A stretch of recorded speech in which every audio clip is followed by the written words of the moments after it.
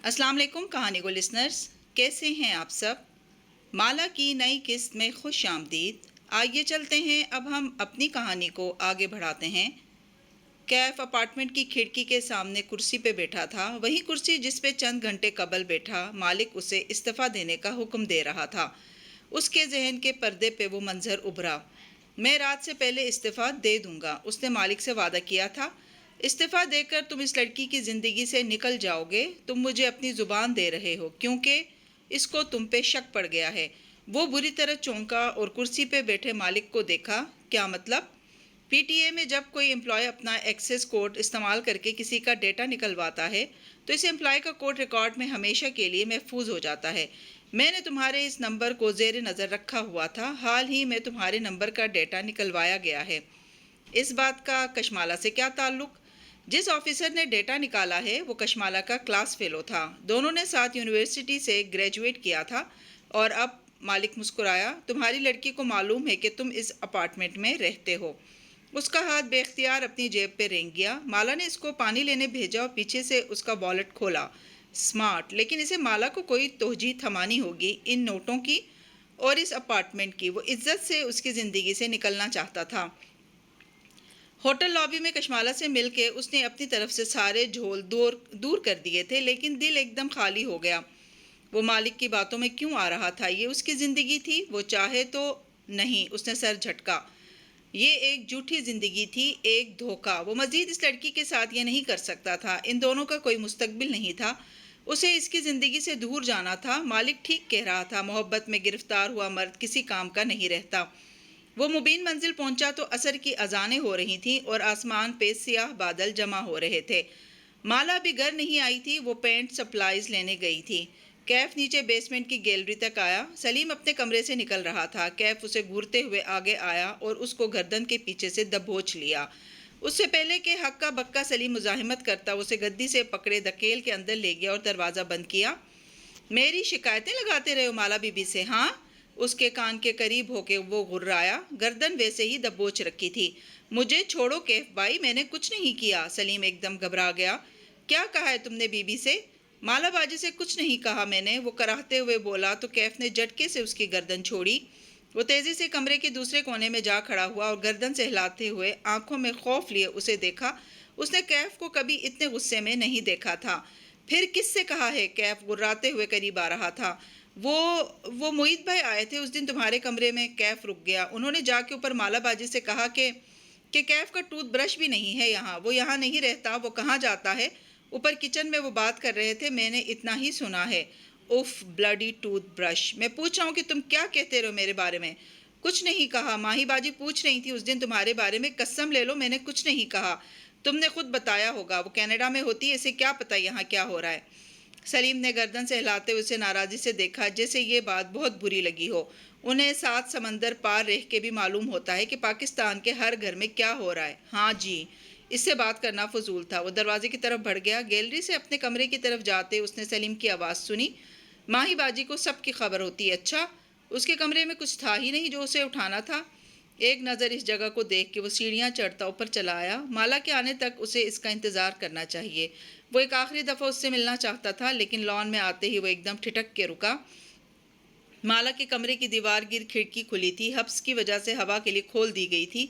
अंदर हूरे जहाँ का बेड लगा नजर आ रहा था। साथ कुर्सी पे एक उदेड़ उम्र खातून बैठी मुस्कुराती हुई उनसे महवे गुफ्तगू थी। वो वहीं रुक के उन्हें देखने लगा। वो उन्हें पहचानता था, ये जियाद की वालिदा थीं। वो हुरे जहाँ से कोई बात पूछ रही थी, दफतन खिड़की पे नज़र पड़ी तो उसे देख के मुस्कुरा दी। बेटे मुझे जाए नमाज तो ला दो, आपसे कह रही हूँ सलीम बेटा। कैफ ने दाएं बाएं देखा, फिर अपनी तरफ इशारा किया। उन्होंने इस बात में सर हिलाया। गालिबन हूरे जहाँ ने उन्हें कहा था कि सलीम से कह दे जाए नमाज लाने को। मोहित न जाने कहाँ था और सलीम नीचे अपनी गर्दन से हिला रहा था। कैफ ने गहरी सांस ली और घर के दाखिली दरवाजे की तरफ बढ़ गया। मालूम था अंदर आने पे उसकी बेइज्जती होनी है, लेकिन चलो एक आखिरी दफ़ा सही। लाउंज से उसने एक जानमाज उठाई और माला के कमरे की तरफ आया। दस्तक देकर दरवाज़ा खोला। वो दोनों खवातीन किसी बात के दरमियान में थीं। हुरे जहाँ मुस्कुरा रही थी और नगीना बेगम जोश से कहे जा रही थीं, बस अब मैं मज़ीद देर नहीं करना चाहती। आप माला का हाथ मेरे ज़ियाद के हाथ में दे दें। मेरा बेटा बहुत सुलझा हुआ, बहुत नेक और ताबेदार है। وہ آپ کی بیٹی کو بہت خوش رکھے گا۔ وہ ان کا ہاتھ اپنے ہاتھ میں لیے کہہ رہی تھیں۔ وہ جہاں تھا وہیں کھڑا رہ گیا، پھر کھنکھار کے آگے آیا اور جائے نماز ان کے ساتھ رکھی۔ نگینہ بیگم نے پلٹ کے اسے دیکھا اور مسکرائیں، شکریہ بیٹے، سلیم مصروف تھا اس لیے میں آ گیا، اس نے محتاط لہجے میں کہتے ہوئے حورِ جہاں کو دیکھا۔ وہ مسکرا کے نگینہ کی بات پہ غور کر رہی تھیں، اس کی طرف دھیان نہیں دیا، یا شاید نظر انداز کر گئیں۔ کیف واپس پلٹ گیا، البتہ قدم من بھر کے ہو رہے تھے۔ میں مالا سے بات کروں گی نگینہ، زیاد جیسے لڑکے تو پھر لاکھوں میں ایک ہوتے ہیں۔ وہ خوش تھیں۔ وہ دروازہ بند کر کے باہر نکل گیا۔ ایک دم اس کے دل پہ کسی نے زور کا گھونسا مارا تھا، اتنے زور کا کہ سانس بند ہونے لگا تھا۔ وہ مالا سے ملنے آیا تھا، ڈنگ سے خدا حافظ کہنے، لیکن اب وہ اس کا انتظار نہیں کر سکتا تھا۔ بخت بھی کو کچن میں دیکھ کے وہ رکا اور دھیمی آواز میں بولا، میں جا رہا ہوں، کل سے کام پہ نہیں آؤں گا۔ وہ ہیں کرتی رہ گئیں، مگر کیف باہر نکل چکا تھا، اس کی آنکھیں جل رہی تھیں اور سر درد کرنے لگا تھا۔ وہ اپارٹمنٹ بلڈنگ میں واپس آیا تو ریسیپشن پہ رکا، وہاں موجود لڑکی اب بدل چکی تھی۔ اسے اپنے اپارٹمنٹ کا لاک تبدیل کروانے کا کہہ کے وہ اوپر آ گیا۔ اپارٹمنٹ میں آ کے اس نے بتیاں نہیں جلائیں۔ مغرب کے اترتے ہی اندر اندھیرا بڑھنے لگا تھا، لیکن اسے پرواہ نہیں تھی۔ وہ خاموشی سے اپنے کمرے میں آیا اور وضو کر کے اسی اندھیر ماحول میں نماز ادا کی۔ پھر تسبیح ہاتھ میں لیے وہ کھڑکی کے سامنے رکھی کرسی پہ جا کے بیٹھ گیا، جہاں چند گھنٹے قبل مالک بیٹھا تھا۔ تب سے اب تک وہ وہیں بیٹھا تھا۔ اندھیرا بڑھتے ہی سڑک پہ رواں دواں ٹریفک روشن ہونے لگی۔ اس نے تسبیح کے دانے گرانے کی کوشش کی، لیکن دل نہیں لگ رہا تھا۔ وہ وہیں بیٹھا بس خاموشی سے نیچے گزرتے ٹریفک کو دیکھے گیا۔ زیادہ دیر نہیں گزری جب صبح سے اکٹھے ہوئے سیاہ بادل بالآخر برسنے لگے۔ پانی دھاروں کی صورت اپارٹمنٹ بلڈنگ سے ٹکرانے لگا۔ ایسی تیز بوچھاڑ تھی کہ خدا کی پناہ۔ وہ اپنی زاروں قطار روتی ہوئی کھڑکی کو دیکھے گیا، بالکل خاموشی سے۔ اسے کچھ دیر ایک ایسے تعلق کے ٹوٹنے کا سوگ منانا تھا جو کبھی بنا ہی نہ تھا، اور پھر اس نے گردن موڑ کے میز پہ بکھری چیزوں کو دیکھا۔ پھر اسے اپنے کام میں مصروف ہو جانا تھا۔ آج کی رات سوگ کے نام۔ یہی بارش مبین منزل کی کھڑکیوں پہ بھی برس رہی تھی۔ سیاہ سفید لباس والی لڑکی اسٹوڈیو کی کھڑکی میں بیٹھی دیوار سے سر ٹکائے شیشے پہ پڑتی پانی کی بوندوں کو دیکھ رہی تھی۔ کانوں میں ہینڈز فری لگے تھے جن سے ماہی کی آواز سماعتوں میں اتر رہی تھی۔ ماں کہہ رہی تھیں آج نگینہ آنٹی آئیں اور انہوں نے تمہارا رشتہ مانگا۔ مالا کھڑکی کے شیشے پہ لڑکتے قطرے دیکھ رہی تھی۔ جب کوئی قطرہ نیچے گر کے فنا ہو جاتا تو وہ پلکیں اٹھا کے کسی دوسرے قطرے کا تعقب کرنے لگتی۔ ہاں میں نے سنا تھا، وہ یوں بولی جیسے عام سی بات ہو۔ تمہیں حیرت نہیں ہوئی؟ نہیں، مجھے اندازہ تھا کہ زیاد مجھ میں انٹرسٹڈ ہے، یہ جلد یا بدیر ہونا تھا۔ تم زیاد کے لیے ہاں کر دو گی؟ ہاں، کیونکہ وہ ایک قابل انسان ہے، اس میں کوئی کمی نہیں ہے۔ لیکن میں نے لیکن نہیں کہا، تمہاری بات لیکن کی طرف جا رہی ہے۔ پتہ نہیں ماہی۔ مالا نے سینے پہ مٹھی رکھی۔ میرا دل ایسے لگتا ہے جیسے جل رہا ہو، جیسے اندر آگ سی لگ گئی ہو۔ اور یہ کب سے ہے؟ جب سے کیف نے کہا کہ وہ جاب چھوڑ کے جا رہا ہے۔ مالا، ماہی حق تک رہ گئی، تمہیں کیف پسند ہے؟ نہیں یار، ایسا کچھ نہیں ہے، ویسے بھی وہ شادی شدہ ہے۔ بالکل، کسی شادی شدہ آدمی کے بارے میں سوچنا بھی نہیں چاہیے سوائے ارطغرل کے۔ مگر مالا اس کی بات نہیں سن رہی تھی، اس کا دماغ کہیں اور اٹکا ہوا تھا۔ میں بہت اداس ہوں، مجھے غصہ ہے شاید۔ اس نے کہا تھا مجھے چھوڑ کے نہیں جائے گا اور اب وہ ایک دم سے مجھے چھوڑ کے چلا گیا۔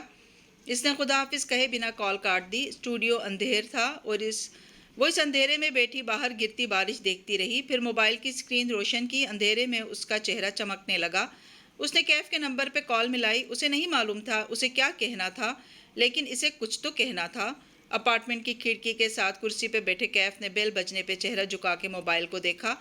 Green eyes calling. وہ اداسی سے مسکرایا۔ وہ لوگوں کے نام اپنے فون میں ایسے ہی محفوظ کرتا تھا۔ کیف نے گھنٹی بجنے دی، یہاں تک کہ وہ بج کے خاموش ہو گئی۔ پھر اس نے پاور کا بٹن دبا کے فون آف کر دیا۔ پھر دوسری جیب میں ہاتھ ڈالا اور ایک اسی رنگ اور ماڈل کا موبائل نکالا اور اسکرین روشن کی۔ مسڈ کالز، میسیجز، نوٹیفیکیشنز کی بھرمار تھی۔ یہ اس کا دوسرا فون تھا جو اس کی اصل زندگی تھی۔ جو فون اس نے بند کیا تھا اس میں صرف مالا اور اس سے جڑے لوگوں کے نمبر فیڈ تھے۔ یہ دونوں فون ہر وقت ایک ساتھ اس کے پاس ہوتے تھے، ان کے کور بھی ایک جیسے تھے۔ اسے مالا والا فون اب نہیں کھولنا تھا، اسے اس لڑکی سے دور رہنا تھا۔ وہ مزید اس کی حفاظت نہیں کر سکتا تھا۔ اس نے ماتھے کو ہاتھ لگایا تو محسوس ہوا اسے بخار ہو رہا ہے۔ کچھ نہ کھانے کی وجہ سے کمزوری بھی محسوس ہو رہی تھی۔ وہ وہاں سے اٹھا اور لاؤنج کے 3 سیٹر پہ جا کے بیٹھ گیا۔ جوتے ابھی تک پیروں میں تھے۔ وہ جوتے اتار کے اپارٹمنٹ میں داخل ہوا کرتا تھا کیونکہ اسے صفائی پسند تھی، لیکن آج اس نے جوتے بھی نہیں اتارے تھے۔ وہ وہیں لیٹا بارش کی شیشے سے ٹکرانے کی آوازیں سننے لگا اور ان کو سنتے سنتے کب سو گیا اسے معلوم نہ ہوا۔ مالا نے اسٹوڈیو کی بتیاں روشن کی تو ایک دم کھڑکی اندھیر نظر آنے لگی۔ باہر کا منظر سیاہ پڑ گیا، اب صرف کھڑکی پہ قطرے گرتے دکھائی دے رہے تھے۔ تھوڑی دیر بعد وہ پرانے ٹراؤزر شرٹ میں ملبوس اسٹوڈیو کے فرش پہ آلتی پالتی کیے بیٹھی تھی۔ ماتھے پہ سبز سلک کا رومال لپیٹ کے گردن پہ گرہ لگا رکھی تھی۔ سامنے پینٹ برشز اور نیا سفید پیلیٹ رکھا تھا۔ 4 ہفتوں میں صرف پینٹنگ بنائی جا سکتی ہے، آرٹ نہیں۔ مالا نے سر جھکائے، ٹیوب سے سفید ایکریلک پینٹ پیلیٹ پہ نکالا، پھر سیاہ ٹیوب اٹھائی۔ اسے آج صرف سفید اور سیاہ کو مکس کرنا تھا۔ آرٹ بنانے کے لیے کوئی ڈیڈ لائن نہیں رکھی جا سکتی۔ کیف کی آنکھ کھلی تو وہ صوفے پہ اوندا لیٹا تھا، ایک بازو نیچے گرا ہوا تھا، جسم گرم اور سر بھاری ہو رہا تھا۔ بددقت وہ اٹھا اور صوفے کا سہارا لے کر کھڑا ہوا، کیونکہ آرٹ خوشی سے نہیں تخلیق کیا جا سکتا۔ فرش پہ آلتی پالتی کے بیٹھی لڑکی اب سیاہ پینٹ کو سفید پینٹ پہ نکال رہی تھی۔ پھر اس نے راؤنڈ ایج برش اٹھایا اور پینٹس کو مکس کرنے لگی۔ اس کے چہرے پہ مغموم مسکراہٹ تھی۔ نہ ہی آرٹ پیسے کمانے کے لیے ہوتا ہے۔ وہ بددقت کچن تک آیا، سر درد سے پھٹا جا رہا تھا۔ اس نے ایک مگ کافی میکر کے نیچے رکھا اور کیپسول اندر ڈالا، بٹن دبایا اور خود کچن سنک کی طرف آیا۔ اب وہ گردن جھکا کے چہرے پہ پانی ڈال رہا تھا۔ اندر لگی آگ قدرے ٹھنڈی ہوئی۔ آرٹ بنتا ہے درد سے۔ مالا اب کھڑکی کے سامنے کھڑی تھی، برش کو کنارے سے پکڑے وہ اسے نرمی سے شیشے پہ پھیر رہی تھی۔ شفاف شیشے پہ سرمئی رنگ کی پہلی اسٹروک نے جلتے دل کو ٹھنڈا کر دیا تھا۔ آرٹ بنتا ہے ٹوٹے دل سے۔ وہ گیلے چہرے کے ساتھ کافی مگ اٹھائے لیونگ روم میں واپس آیا۔ بڑی میز کے قریب اس نے مگ رکھا اور کپڑا اٹھا کے ایک طرف اچھال دیا۔ کپڑے کے نیچے رکھی شے اس کی منتظر تھی۔ اس کے لیے ذہن کے تخلیقی حصے کا شور سے خالی ہونا ضروری ہے۔ وہ کھڑکی کے ساتھ کھڑی بہت انہماک سے شیشے پہ بارش کے قطرے بنا رہی تھی۔ اس کا ذہن ہر قسم کی آوازوں سے خالی تھا۔ کیف نے پینٹ برش اٹھایا اور سرخ رنگ کی آئل پینٹ کی ڈبی اٹھائی۔ ڈھکن کھولا تو پینٹ کی بو سارے میں پھیلنے لگی۔ اس نے برش اندر ڈبویا اور پھر جھک کے میز پہ موجود شے پہ برش پھیرنے لگا۔ اس چیز کا رنگ خاکی سے بدل کے سرخ ہونے لگا۔ اس کا ذہن اب ہر قسم کے شور سے خالی تھا۔ صبح وہ اسٹوڈیو میں کھڑی مسکرا کے اپنی پینٹنگ کو دیکھ رہی تھی، جو اس نے کھڑکی کے شیشوں پہ بنائی تھی۔ اس کے ساتھ سبحان صاحب کھڑے تحیر سے کھڑکی کے شیشوں کو دیکھ رہے تھے۔ کیا یہ الویژن ہے یا یہ واقعی؟ وہ آگے بڑھے اور پینٹ شدہ شیشے کو دیکھا۔ وہ خشک تھا۔ مالا مسکرا دی۔ کھڑکی کے شیشے پہ ایک الویژن پینٹ کیا گیا تھا۔ شفاف شیشہ مکمل طور پہ دھندلایا ہوا تھا اور اس پہ بڑے چھوٹے پانی کے قطرے تھے۔ ہر قطرے کے اندر باہر کا منظر، یعنی نیچے کا لان اور سامنے والے گھر نظر آ رہے تھے، لیکن الٹے ہو کر۔ باہر کا منظر الٹا کیسے نظر آ رہا ہے؟ انہوں نے بے یقینی سے اسے دیکھا۔ وہ مسکرا دی اور شانے اچکا دیے۔ یہ بارش کے قطرے دراصل آنسو ہیں، اور آنسو تب نکلتے ہیں جب ہمارا دکھ ہمیں ہماری ساری زندگی الٹا کے دکھائے۔ کشمالا، یہ امیزنگ آرٹ ہے، امیزنگ۔ وہ خوشی سے اس کی طرف مڑے۔ کیا آپ یہ ہمارے ریسٹورانٹ کی گلاس وال پہ بنا سکتی ہیں؟ گلاس وال کے باہر باغیچہ ہے، اندر سے دیکھنے والوں کو یوں لگے گا کہ باہر بارش ہو رہی ہے۔ امیزنگ۔ میں بنا سکتی ہوں، لیکن اس میں کافی وقت لگے گا۔ میری امی بیمار ہیں تو میں صرف دن کے 2 گھنٹے کام کر سکتی ہوں۔ وہ اپنی شرائط بتا رہی تھی۔ اوشین چھوڑنے کے بعد وہ پہلا دن تھا جب مالا کو لگ رہا تھا کہ وہ پھر سے جینے لگی ہے۔ اس کی زندگی بیکار نہیں تھی، وہ کام کرنے لگی ہے، وہ پھر سے اپنا کیریئر بنا سکتی ہے۔ ماں تندرست ہو رہی تھی اور اب سب کچھ اپنی جگہ پہ آ جائے گا۔ اس کی یہ خوشی چند گھنٹے کی مہمان رہی، کیونکہ دوپہر میں اسے محسوس ہوا کہ ماں کو بخار ہو رہا ہے۔ وہ سانس بھی قدرے زور سے لے رہی تھی، جیسے پھیپھڑے زور لگا رہے ہوں۔ اس نے محیط کے کہنے پہ انہیں پیناڈول دے دی۔ خود وہ ساری رات کی جاگی ہوئی تھی، ماں کے ساتھ ہی سو گئی۔ مغرب کے قریب اس کی آنکھ کھلی تو فوراً چونک کے سیدھی ہو بیٹھی۔ ماں بھی سو رہی تھی۔ اس نے آگے بڑھ کے ماں کے ماتھے کو چھوا۔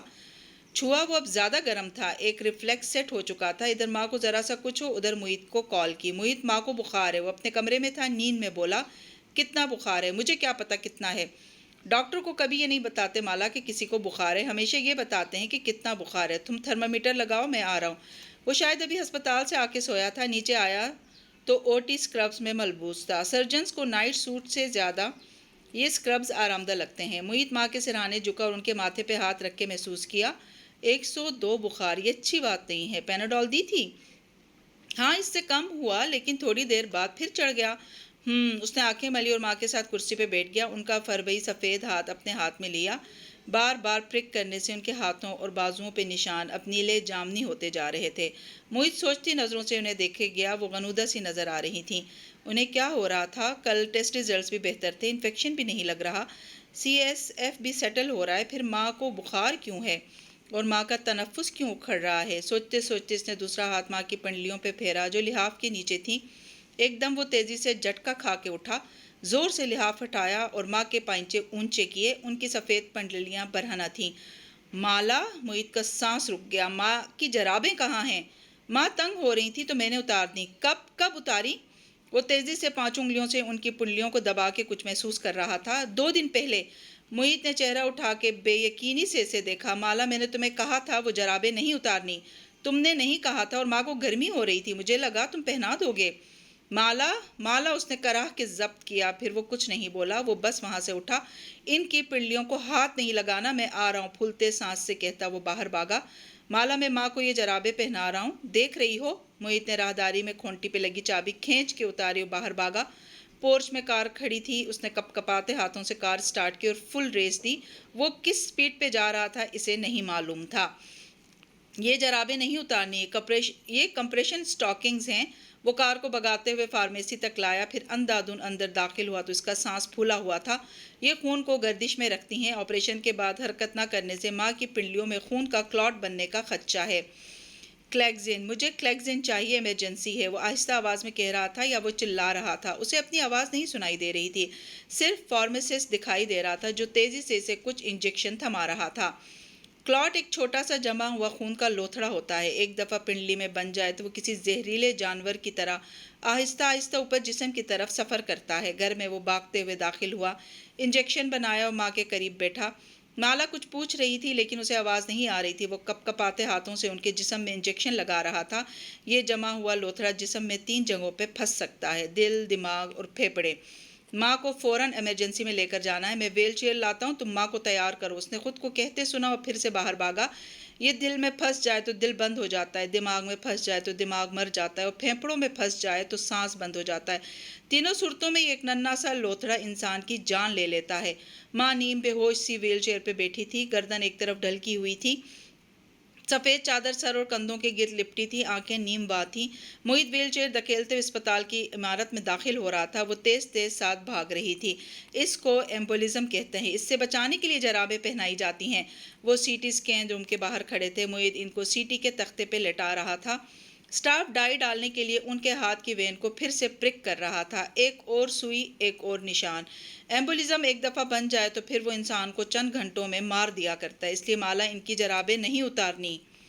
معید نے یہ سب اس وقت سوچا تھا، بتایا نہیں تھا۔ اس لمحے سے احساس ہوا کہ اسے تفصیل سے ان جرابوں کا مقصد سمجھانا چاہیے تھا۔ وہ دونوں سرد کوریڈور میں باہر کھڑے تھے، ان کے چہرے سفید اور سانسیں اٹکی ہوئی تھیں۔ میں اتنے سال سے میو ہسپتال میں سرجریز کا حصہ ہوں، معید دیوار سے ٹیک لگائے چھت کو دیکھتے ہوئے کہہ رہا تھا۔ آج تک میرے سامنے ان گنت لوگوں کو ایمبولزم ہوا ہے، جانتی ہوں ان میں سے کتنے لوگ بچے؟ کتنے؟ معید نے نظریں اس کی طرف موڑیں۔ 0۔ وہ بولا تو آواز آہستہ تھی۔ کشمالا کا سانس وہیں اٹک گیا۔ ایمبولزم سے کوئی نہیں بچتا مالا، مگر میں نے گوگل پہ پڑھا تھا کہ 2/3 لوگ بچ جاتے ہیں۔ گوگل کی ہر بات پریکٹیکل نہیں ہوتی، میں تمہیں وہ بات بتا رہا ہوں جو حقیقی زندگی میں پیش آتی ہے۔ لوگ ایمبولزم سے نہیں بچتے کیونکہ ایمبولزم کی وقت پہ تشخیص نہیں ہو پاتی۔ ایمبولزم کی پہلی بڑی علامت موت ہے۔ اچانک سے سرجری کے بعد بندہ مر جاتا ہے، بس لوتھڑے کا پتہ ہی مرنے کے بعد چلتا ہے۔ ایسے مت کہو معید۔ اف، میں نے کیوں ماں کی جرابیں اتاری؟ مجھے واقعی یاد نہیں تھا کہ تم نے مجھے کچھ کہا تھا اس کے بارے میں۔ تمہاری غلطی نہیں ہے، مجھے بھی چیک کرنا چاہیے تھا، ہم ماں سے ایک لمحے کی بھی غفلت نہیں برت سکتے۔ اگلے 3 دن ماں کو آئی سی یو میں رکھا گیا۔ سی ٹی اسکین کے مطابق کلاٹ ان کے پھیپھڑوں میں جا کے پھنس گیا تھا، لیکن بروقت کلیگزین ملنے سے ان کا خون پتلا ہونا شروع ہوا۔ سی ٹی ہر روز نہیں کیا جا سکتا، درمیان میں گیپ دینا ضروری تھا، اس لیے چوتھے روز جب سی ٹی کیا گیا تو کلاٹ چھوٹا ہوتا دکھائی دیا۔ اس کا مطلب تھا کہ وہ اب بہتر تھیں۔ سرجن کا کہنا تھا کہ اگر معید بروقت ماں کو کلیگزین کا انجیکشن نہ لگاتا تو یہ کلاٹ پھیپھڑوں میں پھنس کے ان کا سانس روک سکتا تھا۔ جن کے بیٹے ڈاکٹر نہیں ہوتے ہوں گے وہ کیا کرتے ہوں گے معید؟ وہ دونوں ماں کے بستر کے ساتھ بیٹھے تھے اور وہ پوچھ رہی تھی، ہمارے پاس سب کچھ ہے، تم خود ماں کو مینج کر رہے ہو کیونکہ تم سرجن ہو، لیکن جن کے گھر میں کوئی ڈاکٹر نہیں ہوتا ہوگا وہ کتنا خوار ہوتے ہوں گے ہمارے اس ہیلتھ سسٹم میں۔ تم نے ابھی سرکاری ہسپتال نہیں دیکھے مالا، خواری جہاں ختم ہوتی ہے وہاں سے ہمارے ہسپتال شروع ہوتے ہیں۔ ایک واحد ہسپتال جہاں سسٹم بہترین ہے اور مریض اکیلا بھی ہے تو اس کے علاج کا پروٹوکول پورا ہوتا ہے، وہ CMH ہے، لیکن انہوں نے بھی عام عوام کے لیے دروازے بند کر رکھے ہیں۔ لوگ بیچارے کہاں جائیں؟ موحد اس گفتگو پہ گھنٹوں بول سکتا تھا، مگر مالا نے اس سے وہی سوال کیا جو وہ بار بار پوچھ رہی تھی، ماں ٹھیک ہو جائیں گی نا؟ ہاں وہ ٹھیک ہو جائیں گی، اب سے انشاءاللہ وہ ریکوری کی طرف ہوں گی۔ 1 مئی کو ماں کا ٹیومر ڈائگنوز ہوا تھا اور ڈاکٹر وہرا نے ہمیں 6 ماہ دیے تھے 1 نومبر تک، لیکن دیکھو ہمیں ڈاکٹر واصف مل گئے اور ہمیں معلوم ہوا کہ ماں کو میننجوما ہے۔ ابھی بائیوپسی کی رپورٹ آنی ہے، لیکن امید ہے کہ ڈاکٹر واصف کی بات درست نکلے گی، جو اللہ یہاں تک لایا ہے وہ آگے بھی لے جائے گا۔ اور یہ ایک فکرہ اس کے ذہن میں پیوست ہو گیا، جو اللہ یہاں تک لایا ہے وہ آگے بھی لے جائے گا۔ اس نے دونوں ہاتھ جوڑ لیے اور چہرہ اٹھا کے زیر لب دعا مانگنے لگی، وَأَشْفَ أَنْتَ الشَّافِي، شفا دے اے شفا دینے والے۔ اس دفعہ جب ماں گھر آئی تو وہ واقعی صحت کی طرف گامزن تھی، جو اللہ یہاں تک لایا تھا وہیں آگے بھی لے کر جا رہا تھا۔ ماں پہلے سے زیادہ ذہنی طور پہ بیدار ہو چکی تھیں، ان کا زخم بھر رہا تھا، خون کا کلاٹ اندر ہی اندر گھل کے غائب ہو چکا تھا، اور سب سے اچھی بات ماں کے ٹیومر کی بائیوپسی رپورٹ آ چکی تھی، یعنی ان کے آپریشن کے وقت برین سے جو ٹیومر نکالا گیا تھا اس کے حصے 3 مختلف لیبارٹریز کو بھیجے گئے تھے اور تینوں کی بائیوپسی رپورٹ ایک جیسی تھی، گریڈون میننجوما، سب سے زیادہ بے ضرر میننجوما۔ سرجن نے سرجری کے دوران ٹیومر کا ایک بہت چھوٹا سا حصہ برین میں چھوڑ دیا تھا، کیونکہ وہ ان جگہوں سے چپکا ہوا تھا جو جسم کے اعضاء کنٹرول کرتے ہیں۔ اس کو کاٹا جاتا تو جسم مفلوج ہو جاتا۔ وہ اتنا چھوٹا سا بچا ہوا ٹیومر تھا کہ اگر وہ برین میں رہتا بھی تو کوئی مسئلہ نہ تھا، اس کو دوبارہ تکلیف دہ بننے میں 20 سے 25 سال لگنے تھے۔ کہاں وہ ڈاکٹر وہرا کی 6 ماہ کے ٹائم لائن سے لڑ رہے تھے اور کہاں 20 سے 25 سال کی امید ان کے لیے آب حیات تھیں۔ اگلے 2 ہفتے تک ماں اتنی بہتر ہو گئیں کہ اب وہ پرانی باتیں یاد کرنے لگی تھیں۔ رمضان کب شروع ہوا، مالا کب لاہور واپس آئی، انہیں کچھ بھی یاد نہ تھا۔ عید ان کی بیماری میں آئی اور گزر گئی۔ مالا کو احساس ہوا کہ انہیں یہ بھی یاد نہیں تھا کہ زیاد نے اس کا رشتہ مانگا ہے، وہ بھی خاموش رہی، یہ وقت ان باتوں کا نہیں تھا۔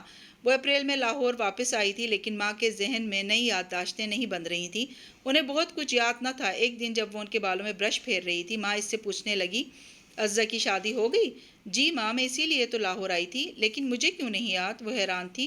وہ ہر دفعہ اس سوال کے جواب میں کہتی کہ ماں، آپ کے برین پہ ٹیومر کا اتنا پریشر تھا کہ وہ یادداشت کے حصے کو متاثر کر رہا تھا، لیکن اس دفعہ برش چلاتے ہوئے جل کے بولی، کیونکہ ان دنوں آپ ٹن مدہوش ہوتی تھیں، کہ زبان دبا لی۔ لیکن خلاف توقع حورِ جہاں بیگم زور سے ہنس دی، ایک چپت پیچھے بیٹھی مالا کے گھٹنے پہ لگائی۔ پرے بدتمیز، ماں کو ایسے کہتے ہیں؟ وہ برا مان کے بھی ہنسے جا رہی تھیں۔ مالا نے نرمی سے ان کے سیاہ سفید بالوں کو اپنے ہاتھوں میں تھاما، پھر اپنا چہرہ پیچھے سے ان کے کندھے پہ رکھا۔ ماں، آپ کو کچھ ہو جاتا تو میں کیا کرتی؟ اس نے سوچا نہیں تھا کہ ایسا ہوگا، لیکن ایک دم وہ زور زور سے رونے لگی تھی۔ اتنے ہفتوں کی بے بسی، خوف اور امید، سب آنسوؤں کی صورت آنکھوں سے باہر نکلا تھا۔ وہ اب صرف ایک لڑکی تھی جو اپنی ماں کو کھونے سے ڈرتی تھی۔ میری بیٹی، ماں جو پہلے ہنس رہی تھی وہ اس کا سر اپنے ساتھ لگائے خود بھی رونے لگی تھی۔ وہ ایک ماں تھی جو اپنے بچوں کو اکیلا چھوڑ کے اگلے جہاں جانے سے ڈرتی تھی۔ آنسو ان کی بوڑھی آنکھوں سے نکل کے جھریوں زدہ چہرے پہ نیچے بہنے لگے۔ ان کے چہرے کا ٹیڑھا پن ٹیومر کے نکلتے ہی درست ہو گیا تھا، جیسے استری کر دیا گیا ہو۔ مالا نے ماں کو اس بیماری میں دوسری دفعہ روتے دیکھا تھا۔ پہلی دفعہ تب جب آپریشن کے بعد بڑے ماموں اسلام آباد سے ملنے آئے اور کچھ دن یہیں رہے۔ ان کو دیکھتے ہی ماں نے پہلی دفعہ کہا، بھائی جان مجھے درد ہو رہا ہے، اور وہ سن رہ گئی۔ ماں کو درد بھی ہو رہا تھا؟ بس میری ماں بچ جائے کہ دعائیں کرتے کرتے یاد ہی نہ رہا تھا کہ ماں کو بھی درد ہو سکتا ہے۔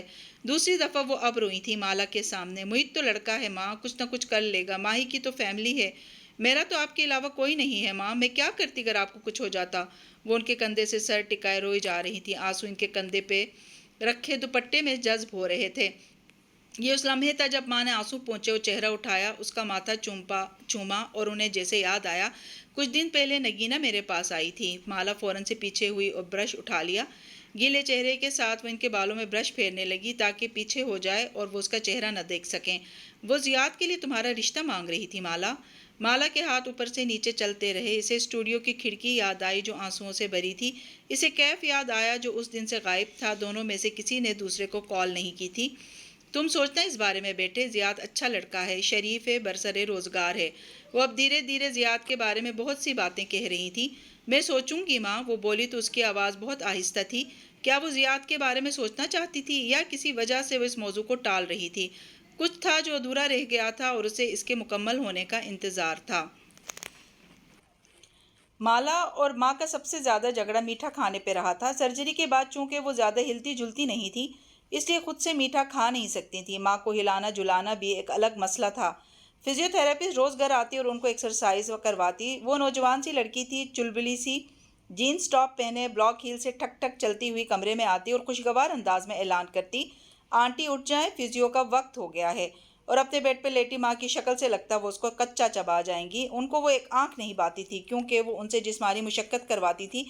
उसके आने का टाइम फिक्स था और आने से पहले माँ की वो हालत होती जैसे ट्यूशन टीचर के आने से पहले बच्चों की होती है, बस किसी तरह छुट्टी का बहाना बन जाए। माला, आज तो मेहमान आने हैं, तुम फिजियोथेरेपिस्ट से कहो कल आ जाए। मैंने मेहमानों से बात कर ली थी, वो 6 बजे के बाद आएंगे। फिजियो की छुट्टी नहीं होनी माँ। वो भी उरे जहाँ की बेटी थी। जैसे बचपन में माँ ज़बरदस्ती ट्यूशन और कारी साहब पे भेजती थी, उसे भी सारे बदले गिन गिन के लेने थे। माँ पहलू बदल के रह जाती। मुझे तो वो नकली थेरेपिस्ट लगती है, मेरे सारे जोड़ हिला जाती है। इसके जोड़ हिलाने से ये हुआ कि जून के आगाज़ में माँ जो बिल्कुल बेड पे थी, अब उठ के बैठने लग गई थी।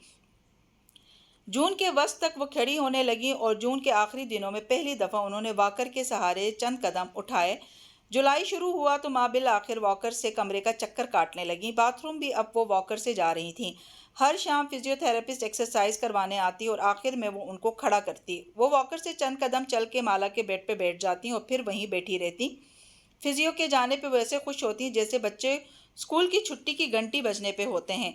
ये उनकी रोज़ की रूटीन थी। फिजियो चली जाती और वक्त भी चाय ले आती। माला और माँ वहीं बेड पे बैठे बैठे चाय पीते, साथ ही माही को वीडियो कॉल में ला लेते। माही की उस वक्त फजर भी नहीं हुई होती, लेकिन वो माँ के लिए उठ जाया करती थी। फिर वो तीनों खूब बातें करते, गए दिनों की बातें करते, पुराने किस्से, सब कुछ ख्वाब सा लगता था। कहाँ माँ ट्यूमर की मरीज थी और कहाँ वो दोनों अब माला के बेड पे बैठ के गप्पे लगा रहे थे। माही ने गप्पों के लिए गप का लफ्ज़ ईजाद किया हुआ था। वो हर किसी के नाम को छोटा करके आगे एस लगा देती थी। यूं उनकी शामें एक जैसी होती, गप्स लगाते लगाते कट जाती। फिर रात हो जाती और माँ की नाइट रूटीन शुरू हो जाती। उनका बेड बनाना, एक्स्ट्रा शीट्स, दवाइयाँ, एंटीबायोटिक। दरमियान में मोहित को शक हुआ कि माँ को मेनिंजाइटिस हो गया है, क्योंकि टेस्ट रिपोर्ट्स में कुछ लेवल्स हाई आ रहे थे। ये इस सूरत में होता है जब दिमाग की मेनिंजी की तह में इन्फेक्शन हो जाए, जिसे मेनिंजाइटिस कहते हैं, और ये जानलेवा हो सकता था। लेकिन डॉक्टर वासिफ का कहना था कि ये मेनिंजाइटिस नहीं है। वो कहते हैं कि जब वो तंदुरुस्त लग रही हैं और इससे बेहतर हो नहीं सकती थी, और ट्यूमर भी मेनिंजोमा है, क्योंकि 3 लेबॉर्ट्रीज ये कह चुकी हैं, तो फिर मसला क्या है? हर चीज़ ठीक है, ये लेवल्स भी ठीक हो जाएंगे। एंटीबायोटिक आहिस्ता आहिस्ता इनको तंदुरुस्त कर देगी।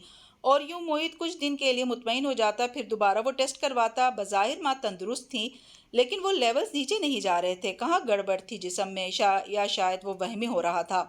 उस दिन मोहित के साथ उसका एक दोस्त एंडोक्राइनोलॉजिस्ट घर आया और माँ को शुगर वगैरह का फॉलो अप करने लगा। वो इस वक्त बेड पे उठी बैठी थी, दुपट्टा सर पे लेकर कानों के पीछे उड़स रखा था। सफ़ेद बाल कलमों से निकलते दिखाई दे रहे थे। माला ने सोचा सुबह इनका हेयर डाई लगा देगी। आह, मीठा नहीं खा सकती, हसरत ही रहेगी अब ये। वो शिकवा करते हुए डॉक्टर जाफर से कहने लगी, किसने कहा आप मीठा नहीं खा सकती? मोहित, उसने तहक्कुम से कहा। आंटी की शुगर चेक करो, घर में जो भी मीठा है ले आओ। हैं, क्या मतलब? वो जो सोफे पे बैठी मोबाइल पे लगी थी हड़बड़ा के उठी। मोहित भी फिक्रमंद हो गया। माँ की शुगर हाई हुई तो इन्फेक्शन हो सकता है। मैं एंडोक्राइनोलॉजिस्ट हूँ या तुम? डॉक्टर जाफर बिगड़ के बोला। मैं शुगर नहीं हाई होने दूंगा। अगर हम इनको मीठा खिला के साथ ही उनसे उसने इंसुलिन की एक किस्म का नाम लिया लगा दें तो शुगर हाई नहीं होगी। बख्त भी ने अंडों का हलवा बनाया था। थोड़ी देर बाद माँ मज़े से प्याले में अंडों का हलवा खा रही थी, जबकि माला और मोईद बेबसी से उन्हें घूर रहे थे। उस दिन से डॉक्टर जाफर माँ का फेवरेट डॉक्टर बन गया। वो दोपहर के खाने के बाद प्याला भर के उन्हें मीठा खाने देता और साथ ही माला उनको इंसुलिन की वो किस्म लगा देती जो उसने कही थी। वो खाने से पहले की शुगर भी नोट करके बताती और साथ ये भी कि वो क्या और कितना खा रही है। इंसुलिन फ़ौरन जिस्म में जाके शुगर लेवल कम कर देती। ये ख़तरनाक चीज़ थी, लेकिन चूंकि एंडोक्राइनोलॉजिस्ट खुद इसको मॉनिटर कर रहा था, इसलिए माँ का शुगर लेवल ठीक रहा और वो एकदम खुश रहने लगी। वो हर रोज़ मीठा बनवाती। जाफ़र का कहना था कि मरीज़ खुश नहीं होगा तो सेहतमंद नहीं होगा। जून के महीने में उन्होंने बहुत मीठा खाया। जाफ़र ने जुलाई में भी उन्हें मीठा खाने दिया। उसका कहना था कि अगस्त में जब ज़ख़म मुकम्मल भर जाएगा और वो चलने फिरने लगेंगी, तब हम इसको रोक देंगे। अलबत्ता माँ को सख्ती से मना था कि वो जाफ़र की इजाज़त के बगैर मीठा नहीं खा सकती। आहिस्ता आहिस्ता वो मीठे में एक दिन का गैप देने लगा। माँ को ये बात पसंद नहीं आई, लेकिन मजबूर थी। वो भी गैप वाला दिन था, लेकिन माला ने सुबह देखा माला ने सुबह देखा कि बख्त भी शाही टुकड़े बना रही हैं। उसके कान खड़े हो गए। माँ से जाके पूछा तो उन्होंने सर झुका के मासूमियत से कहा, मोहित ने कहा था। इसने मोहित को कॉल की, वो अस्पताल था। कौन से शाही टुकड़े? मैंने तो नहीं कहा। माला को सारी बात समझ आ गई। उसे माँ की मासूमियत पे हंसी भी आई, लेकिन खैर। दोपहर में वो चुपचाप शाही टुकड़ों का प्याला लिए माँ के पास गई और उन्हें थमा दिया। बस एक प्याला खाना है आपने। माँ ने चुपचाप सर झुका लिया, कुछ नहीं कहा, दोबारा नहीं मांगा। माला को लगा माँ को बिलाखिर अपनी शुगर का एहसास होने लगा है। रात को उसने बख्त भी और मोहित के साथ किचन में मीटिंग की। अब मुझसे पूछे बगैर घर में मीठा नहीं बनेगा। मोहित ने सर हिलाया। माँ हाँ। और माला, अब माँ को आज की हरकत पे कुछ न कहना। मैंने उन्हें एक प्याला दे दिया है, वो मजीद नहीं मांगेंगी। माला का मुंह खुल गया। मोहित, मैं उन्हें एक प्याला दे चुकी थी, उन्होंने तुमसे अलग से मांगा है? मोहित ने बेख्तियार माथे को छुआ। उसने कैसे माँ की मासूमियत पे भरोसा कर लिया? फिर दोनों ने एकदम बख्त भी को देखा। वो भी मुंह खोले उन्हें देख रही थी। एक प्याला तो बाजी को मैंने भी दिया है। बख्त भी? वो दोनों चिल्लाए थे। और माँ कमरे में बैठी हम टीवी का कोई ड्रामा लगाए मज़े से शाही टुकड़े खा रही थी। बस साबित हुआ कि वो उनकी भी माँ थी। जी तो कहानी को लिसनर्स, आज की किस्त आपको कैसी लगी? उम्मीद है कि पसंद आई होगी। कमेंट्स में इज़हार ज़रूर कीजिएगा। और चैनल पर नए हैं तो चैनल को सब्सक्राइब करना ना भूलें। शुक्रिया।